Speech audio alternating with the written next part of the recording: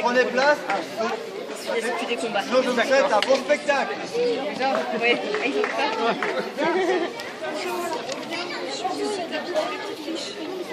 Oui, il y a nous, il y a... bonjour tout le monde. Bonjour, bienvenue au défilé de mode de la mairie Orléans, autrement appelé Le défilé de mode. Pour commencer ce défilé et pour le commencer, proposons de commencer par découvrir les costumes de l'association, tous fabriqués à la main et accessorisés à la main. Nous allons vous expliquer comment on s'habillait au Moyen-Âge et selon différentes époques. On va commencer par les coupes. On va vous présenter les coupes. Donc nous avons un couple de vikings. Donc, c'est par Jimmy et Jennifer. Portent tous les deux des costumes qu'on appelle l'époque Pirka. Pirka est une ville commerciale viking. Contrairement à ce qu'on pense, vous vérifiez que monsieur ne porte pas de casque à cornes. Parce qu'à l'époque, les casques à cornes, c'est non, on oublie. C'est comme les dracars, ça n'existe pas. Ça s'appelle un landskip. Et on y tient beaucoup. Merci. Donc, Bravo! Le deuxième couple qui arrive derrière, c'est... alors donc c'est Fred et Laurine. Donc ils sont en tenue donc, du 14e siècle. Vous pouvez voir que Laurine porte donc une grande robe avec des manches et une coiffe, ce qui la différencie des vikings. On vous expliquera pourquoi tout à l'heure.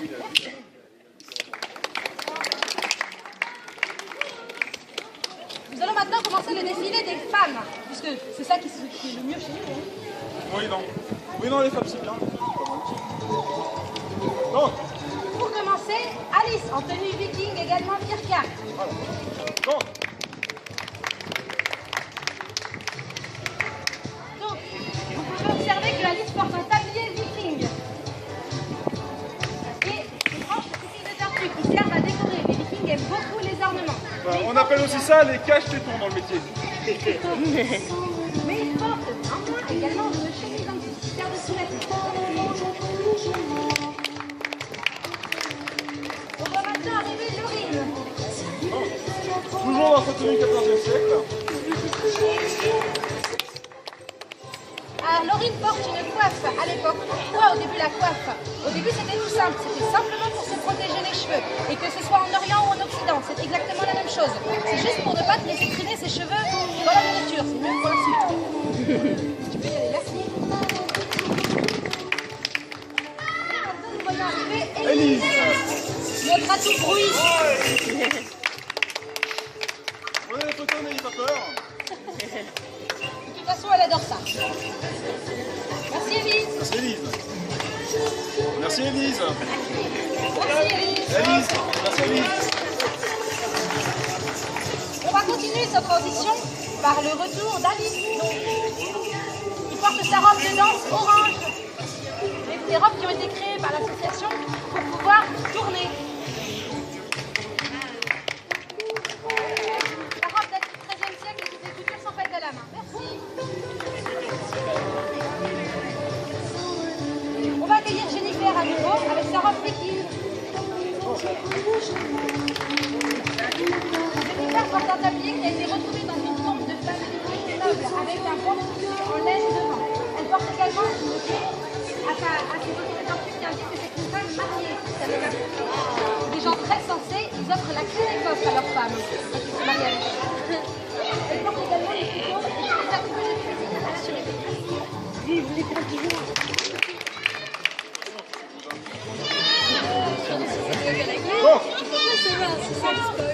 On continue à parler un peu du costume médiéval. On a vu la coiffe. On va vous expliquer tout à l'heure que pour les sous-vêtements, c'est la même chose. On porte des sous-vêtements blancs. Pourquoi, à votre avis?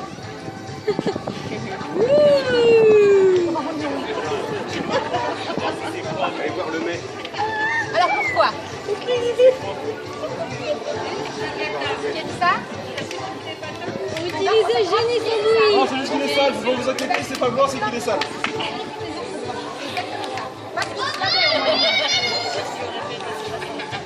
Maintenant, on va accueillir Laurine. Il porte une robe de danse bleue.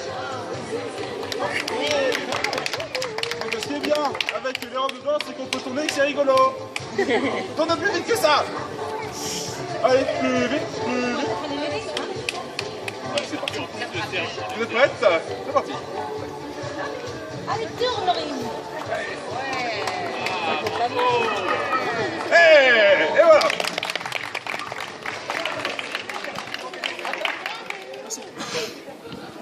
Et maintenant, on va retrouver Alice dans sa deuxième robe de danse parce qu'Alice est notre principale danseuse.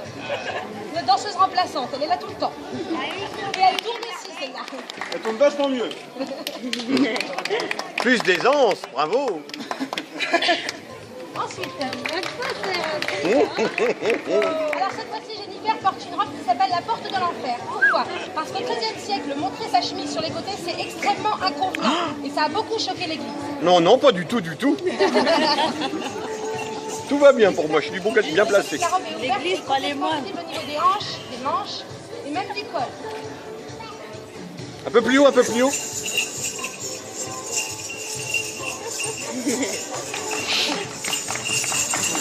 Donc voilà Elise. Comme on vous l'a dit, elle aime bien se montrer. Alors Elise porte une robe du XVe siècle avec un amigo devant et un lassage dans son dos qui lui permet de resserrer la robe. Parce qu'au XVe siècle, on commence à aimer montrer les formes. Merci Elise. C'est bon, on a dit merci. Croyez-la, on va jamais s'en sortir.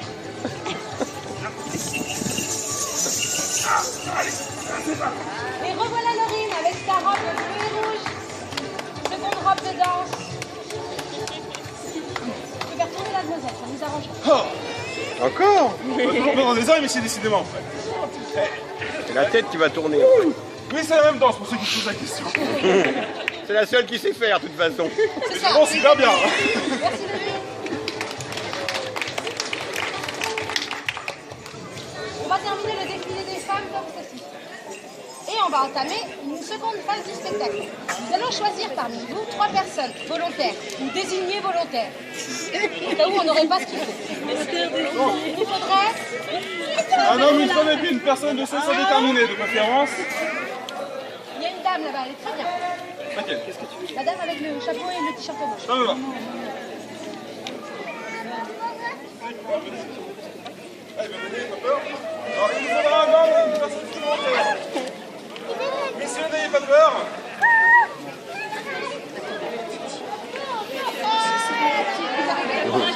Une troisième personne. La prochaine fois, tu ne mettras pas devant.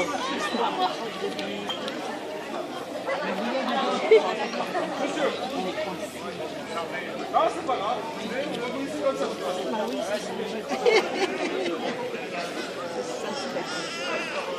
Comment il va notre chevalier de Barcelone? Il va bien? Il est à fond? Ah, t'as combien maintenant? Ah, j'ai pas mes lunettes, quoi. Ça va être dur. Alors, pour commencer cette émission, est-ce qu'on portait des lunettes au Moyen-Âge? Eh bien si, c'était un piège. On porte des lunettes au Moyen-Âge à partir de la moitié du XIVe siècle. On a commencé, et ça vient d'Arabie Saoudite. On a commencé à porter des lunettes avec des verres correcteurs pour les yeux, notamment pour les personnes qui avaient du mal à voir de loin. C'est apparu, effectivement, quelqu'un de oh, c'est le monsieur porte un t-shirt. Est-ce qu'on porte des t-shirts au Moyen-Âge? Eh ben non, mauvaise réponse. Au Moyen-Âge, on porte 2 choses différentes pour les canons.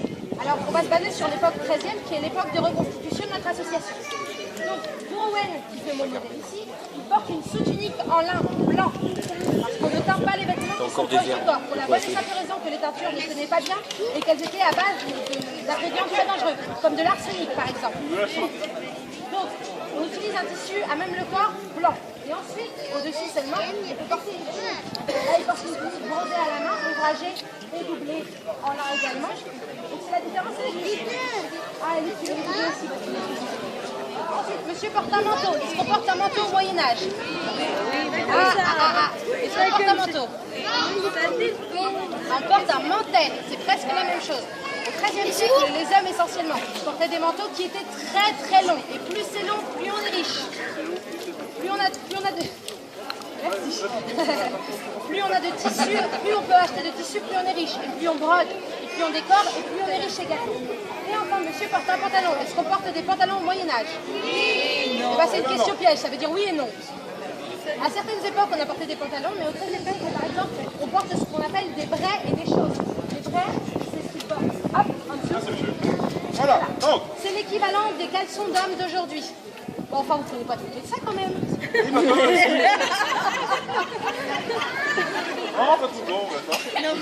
C'est l'équivalent d'un caleçon d'homme au Moyen-Âge. Les paysans dans les champs étaient les seuls autorisés à rester en bray et en chemise. Sinon, tous les hommes nobles ou de petite noblesse ou de bourgeoisie devaient essentiellement porter des vêtements au-dessus et ne montrer le moins possible leurs sous-vêtements. Les sous-vêtements blancs ont commencé à apparaître au XVe siècle. Ils portent ensuite des chausses. Ce sont des espèces de collants qu'ils portent, qui souvent remplacent les chaussettes. Donc en fait, le pantalon est accroché aux chaussettes qui sont dans ses chaussures. C'est des grandes chaussettes. En fait, voilà, c'est comme si vous aviez comme des bas féminins, mais ça remonte très vite. On se va les demain. Voilà. Et pour ce qui est des chaussures, est-ce qu'on portait des chaussures au Moyen-Âge? Eh bien non! Ah oui. Donc on porte des chaussures au Moyen-Âge. On en porte de plusieurs sortes et à plusieurs époques. Vous avez peut-être entendu parler des poulaines. Des poulaines. C'est ça, exactement. À quelle époque on les portait, à votre avis?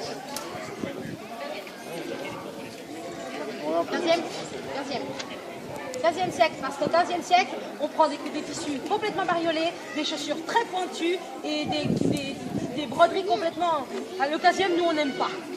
C'est très très mal, le 15e. Les chaussures étaient pas en synthétique. Non, les chaussures, c'est pas... Je vous remercie de votre collaboration, monsieur. On peut l'applaudir, elle est très très forte. On va continuer notre défilé par une partie qui, moi, me plaît davantage, c'est le défilé des hommes. Ouais.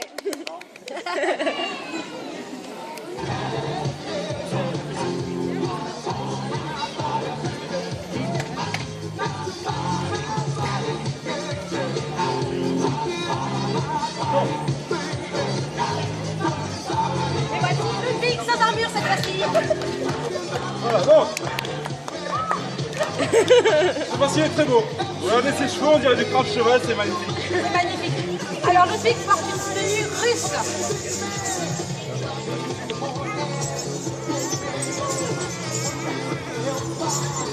Ludwig porte une tenue russe et quelques pièces d'armure. Vous observerez les bandes entières en bas de ses jambes qui font partie du pantalon viking. Merci. Sur les messieurs. C'est très sale là. Et voici Jimmy, notre arbitre de tout à l'heure. Jimmy porte une tenue donc birka du XVIe siècle. Il porte un chapeau, alors c'est pas de la vraie peau, n'ayez pas peur. On tue pas les animaux, nous on est gentils. Il porte également une cape doublée en laine et vous vérifierez que les sous-vêtements sont également blancs. Il porte un pantalon de Torsberg.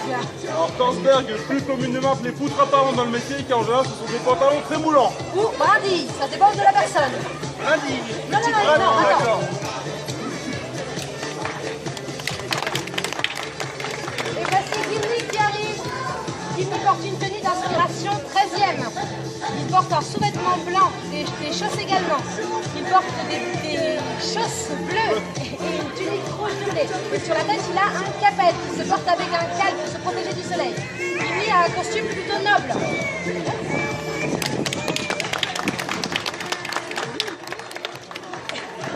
Et revoilà Jimmy, on ne voit que lui. Non, bah revoilà pas Jimmy alors. Est-ce que Jimmy est bientôt prêt? Non? Eh ben on verra pas Jimmy alors. Bon, c'est pas grave, pour Jimmy, on va pas vous grave. attendre. Donc alors pour le petit détail, c'est que le chapeau que portait Jimmy s'appelle un renard. Alors pourquoi ça s'appelle un renard? Bah, c'est tout simplement le nom qu'on a donné au chapeau. Vous allez sûrement vous dire, mais c'est le même nom que l'animal. Et non, l'animal là-bas s'appelait le goupil. Et justement, le chapeau était fait en cette matière. Et le chapeau s'appelait le renard. Donc le renard, qu'on a actuellement l'animal, c'est fait appeler renard suite à ce chapeau. Tout simplement. Maintenant, vous connaissez la petite histoire. Et maintenant il y a un passage que vous attendez très probablement parce que vous avez remarqué que nous avons pris 2 d'entre vous pour les faire défiler. Vous avez vu ça? Et bien maintenant ils sont habillés et maintenant ils veulent revenir. Voilà, donc.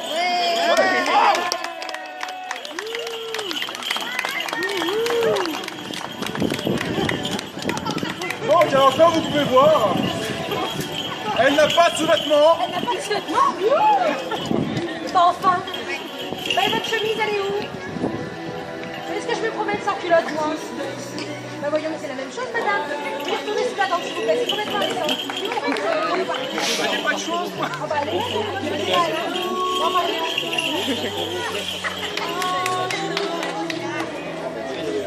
Donc, cette association. Et en parlant de la descente, je vous propose tout de suite d'affiner donc la troisième partie du défilé. Ah bah oui, évidemment. Et donc c'est la partie donc des défilés sous-vêtements féminins. C'est mes cheveux, c'est... 500 vestiges. Les sous-vêtements masculins. Je préfère, mieux. Merci, Mathilde, merci.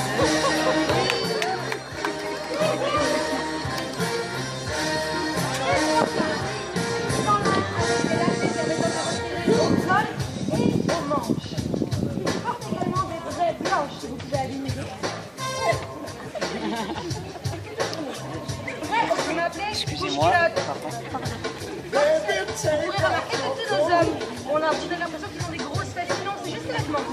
Confirme, hein, moi c'est bien plat. Ce qui est dommage, c'est qu'on n'a pas de sous-vêtements. Alors si nous avons des sous-vêtements vikings, donc du coup je vais vous demander donc de réaccueillir à nouveau Monsieur Brindille. Ah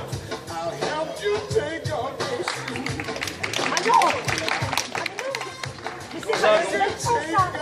C'est pas votre question! Non, mais c'est classe. Ouais, je pense que tu vas être content. Ah oui? Nous allons aborder une partie que tu aimes Enfin? également, oui! Ah c'est génial. Et donc je vous demande d'applaudir les sous-vêtements féminins. Allez. Wouh.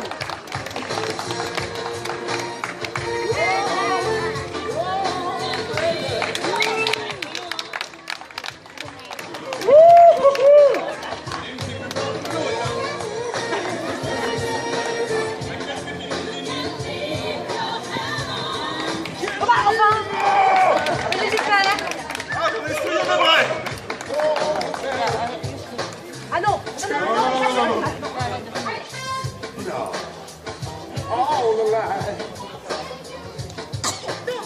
Les filles de l'association portent des chemises. Parce que...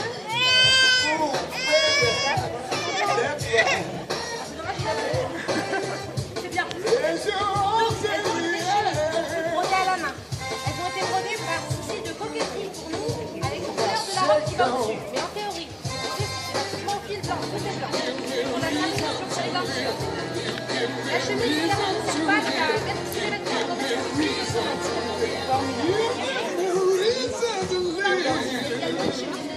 Et aussi, pour se laver, exactement, c'est une super bonne réponse. C'est aussi pour se laver. Pour la bonne et simple raison qu'au XIIIe siècle, on se lave beaucoup, c'est-à-dire un bain par jour pour tout le monde. Donc beaucoup des gens au Moyen-Âge étaient bien plus propres que chacun d'entre eux. Donc, on se lave, mais comme les tubes sont trop minus, on fait attention de ne pas tout toucher. On fait un petit effort, mais c'est parce que les chemises deviennent de plus en plus transparentes qu'au XIIIe siècle, les églises ont fermé les études. On considère que c'est un lieu de tentation et que c'est donc complètement inadmissible qu'ils puissent montrer les dames en dans le simple pareil. Il n'y a que les peintres qui se gardent ce privilège de les montrer les femmes sous leurs vêtements. Toutes les iconographes du Moyen-Âge, vous verrez que les femmes sont en chemise. Et souvent, la chemise est ouverte et lacée doit permettre d'allaiter. Vous êtes prêts?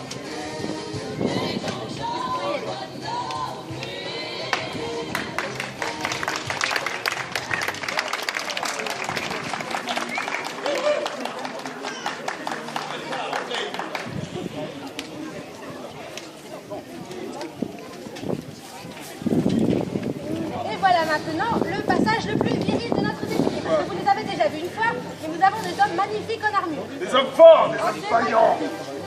Donc voilà Fred. Donc Fred porte une armure. Quelle 14e? 15e? 13e. Oh. Donc Fred porte un gambison. Son armure. Gambison sert à amortir les coups. Il est fait à l'époque de 24 épaisseurs de lin successives et cousus ensemble. Imaginez comme on a chaud. Mais comme ça lui suffit pas, il porte également une seule semaille. Il pèse à elle-même 15 kg. C'est parce que c'est la mienne. Ah bah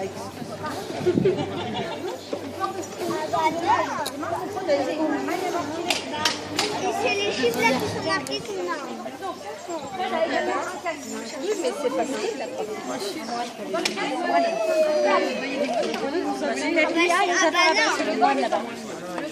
C'est jeune moitié. Hein. En général, on sent une... Voilà. J'avais pas le mot, mais vous pensez aussi fort que moi. Non, mais c'est parce que bientôt, on va faire le spectacle pour l'arrêter à un seul temps. Et s'il n'a pas fait son papier, il prévu directement sur son spectacle. Il est peignant.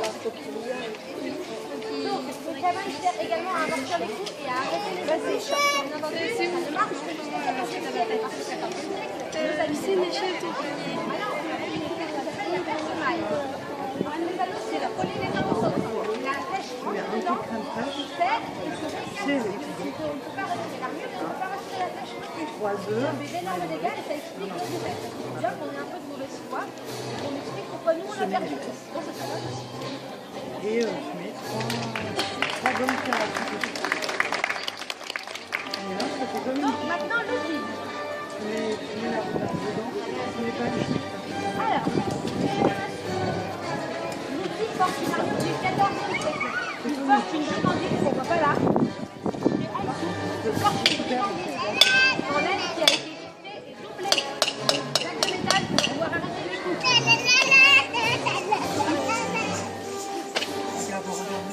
Il porte un casque du 14e qui a été renforcé d'un arceau. Il y a un arceau sur le devant pour arrêter les coups. Comme je l'ai dit tout à l'heure, Ludwig représente la France dans les compétitions internationales d'escrime. Donc c'est lui qui se fait taper dessus pour vous aider. Donc vous pouvez aussi l'applaudir. Et c'est pour ça qu'il porte la cotte d'armes d'Orléans, que toute l'équipe de France porte pour une défense.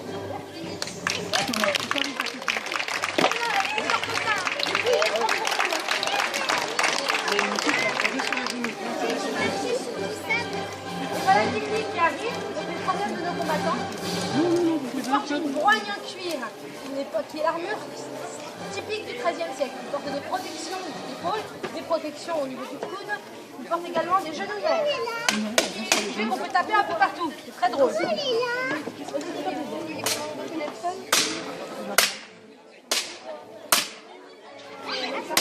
avez vu le monsieur qui tape, il a intérêt à ce qu'il soit bien protégé quand même. Tu portes un casque du 13e, la barbute vient d'Allemagne. Et son nom s'explique très simplement. En France, on les a vu arriver les Allemands avec des grosses barbes sur leur casque. Et tout le monde a dit, vous avez vu tous ces barbus arriver? Et les gens ont cru qu'on parlait des casques. Donc ça s'appelle une barbute à cause de ça. C'est idiot, hein?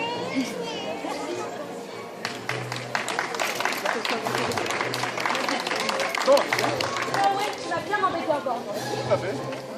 Bon, bah du coup, je pense qu'on arrive à la fin de ce spectacle, donc du coup, je vais maintenant vous présenter le... Donc, je vais vous présenter le clou du spectacle, le voici.